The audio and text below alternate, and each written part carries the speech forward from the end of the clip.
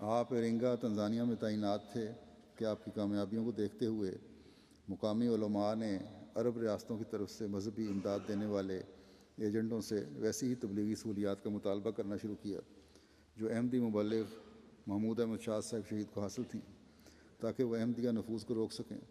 جب ایک ایک کر کے ان کی تمام تبلیغی ضروریات پوری کر دی گئیں اور کوئی نتیجہ نہ نکلا بلکہ احمدیت مزید تیزی سے صوبے میں پھیلتی رہی، تو مقامی علماء سے پوچھا گیا کہ کیا وجہ ہے کہ تمام تبلیغی سہولیات کے حصول کے بعد بھی آپ کے کام کا کوئی نتیجہ نہیں نکل رہا؟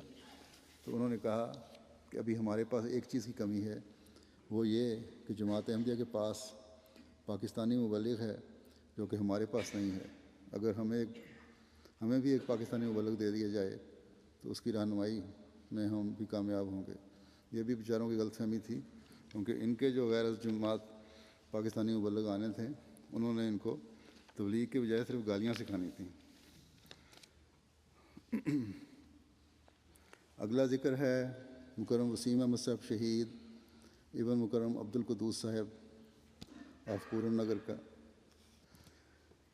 شہید مرحوم کا تعلق حضرت میاں نظام الدین صاحب رضی اللہ تعالیٰ عنہ، جنہوں نے حضرت مسیح موعود علیہ السلام کے ہاتھ پر بیعت کی تھی، اور حضرت بابو قاسم الدین صاحب رضی اللہ تعالیٰ عنہ صحابی حضرت مسیح موعود علیہ السلام کے خاندان سے ہے۔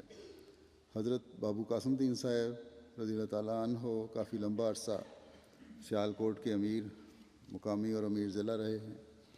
یہ خاندان اسی محلے سے تعلق رکھتا ہے جس میں حضرت مسیح موعود علیہ السلام دعویٰ سے قبل دوران ملازمت قیام پذیر رہے اور دعویٰ کے بعد آ کر قیام فرماتے تھے اسی جگہ پہ۔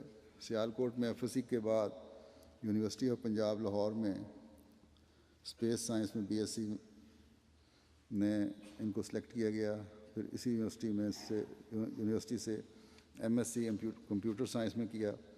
شہادت سے قبل سافٹ ویئر کی ایک فرم میں بطور مینیجر کام کر رہے تھے۔ بطور ناظم اطفال مجلس علامہ اقبال ٹاؤن خدمت کی توفیق پا رہے تھے۔ بوقت شہادت ان کی عمر 38 سال تھی اور نظام وصیت میں شامل تھے۔ مسجد دارالذکر میں جامع شہادت نوش فرمایا۔ شہید مرحوم ہمیشہ نماز جمعہ مسجد دارالذکر میں ادا کرتے تھے۔ ثانیہ کے روز بھی مال روڈ پر واقع اپنے دفتر سے نماز ادا کرنے کے لیے دارالذکر پہنچے۔ عموماً مین ہال کی پہلی صف میں بیٹھتے تھے۔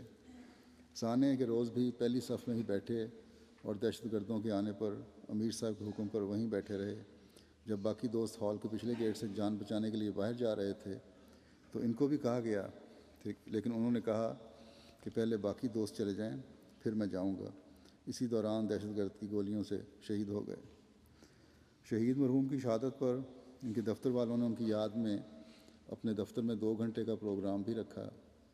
تمام سٹاف تعزیت کے لیے ان کے گھر بھی آیا اور بہت اچھے الفاظ میں شہید کو یاد کیا۔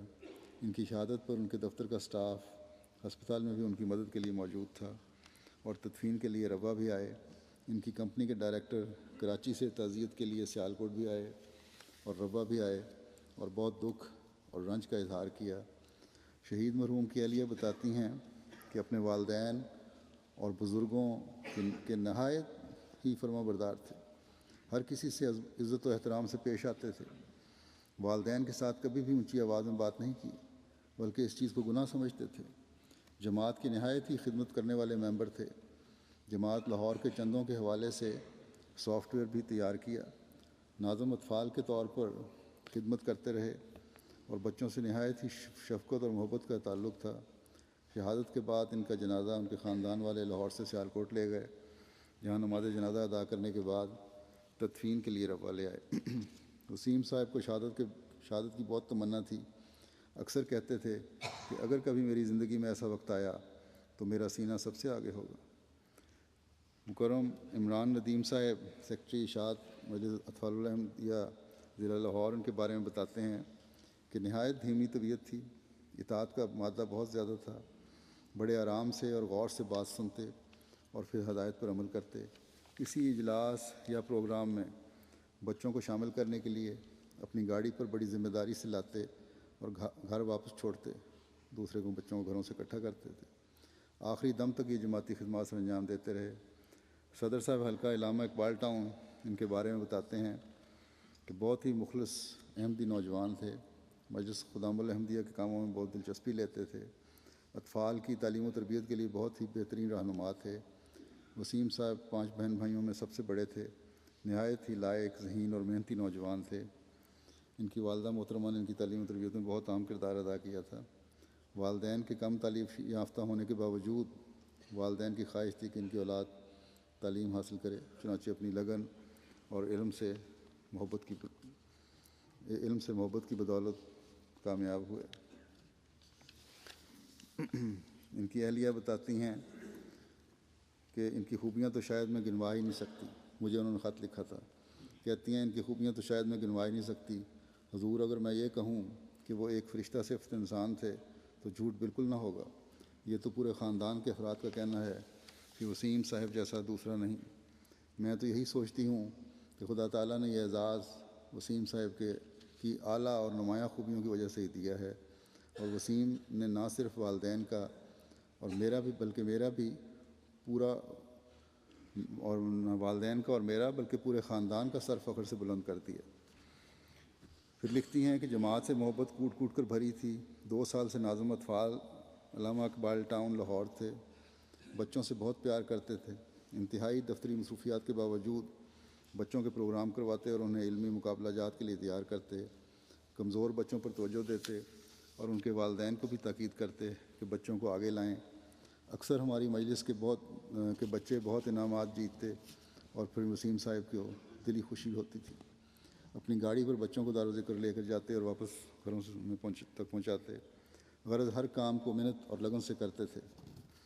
دفتری مصروفیات کے باوجود اکثر شام کو دارالذکر میں میٹنگ کے لیے جاتے اور باجماعت میں نماز ادا کرتے۔ دفتر میں بھی باقاعدگی سے نماز کے وقت نماز ادا کرتے تھے۔ میں نے اکثر وسیم صاحب کو نماز ادا کرتے غور کیا کہ وہ نماز ادا کرتے ہوئے حق ادا کرتے تھے۔ کبھی نماز میں جمائی لیتے یا کوئی ایسی حرکت کرتے نہیں دیکھا جس سے لگے کہ ان کا نماز میں دھیان نہیں ہے۔ ایسا لگتا تھا جیسے وہ واقعی خدا تعالیٰ کو سامنے دیکھ کر دعا کر رہے ہیں۔ پھر لکھتی ہیں مالی قربانی میں بھی وسیم صاحب ہمیشہ پیش رہتے تھے، ہمیشہ اپنی تنخواہ پر پورے 1/10 حصہ ادا کرتے اور اس کے علاوہ جو بھی چندہ جات ہوتے ان میں بڑھ چڑھ کر حصہ لیتے تھے۔ کبھی بھی اپنی ذات پر فالتو پیسے خرچ نہیں کرتے تھے۔ کبھی اپنے والدین کے سامنے اونچی آواز سے بات نہیں کی، نہ صرف والدین سے بلکہ کسی سے بھی کبھی اونچی آواز سے بات نہیں کی۔ انتہائی نرم مزاج تھے۔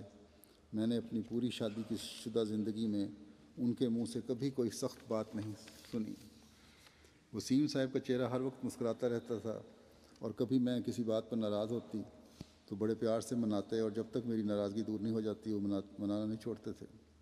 شہادت کے بعد جب ان کی میت گھر لائی گئی تو ان کے چہرے پر وہی مسکراہٹ اور سکون تھا جو ہر وقت ان کے چہرے پر ہوتا تھا۔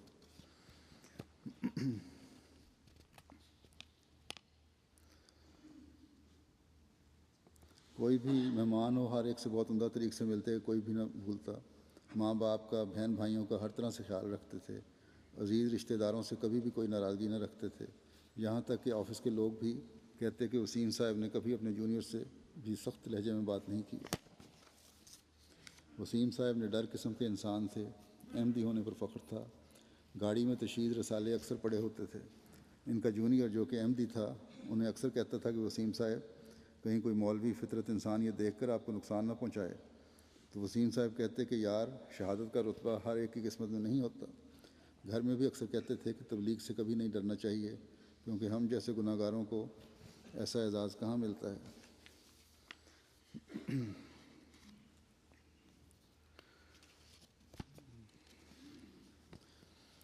ان کے جو جونیئر تھے اسد نے بتایا کہ ہمیشہ وسیم صاحب اور وہ اگلی صف میں بیٹھتے تھے۔ جیسے ہی فائرنگ شروع ہوئی تو سب لوگ ہال کے ایک طرف اکٹھے ہو گئے اور کسی دروازے سے باہر نکل رہے تھے۔ اسد نے وسیم کو آواز دی، لیکن وسیم نے کہا کہ پہلے اگلے لوگوں کو نکل جانے دو، پھر میں آتا ہوں۔ اسی دوران وسیم صاحب کو 8 گولیاں پیٹ میں لگیں اور 1 گھنٹے کے اندر شہادت ہو گئی۔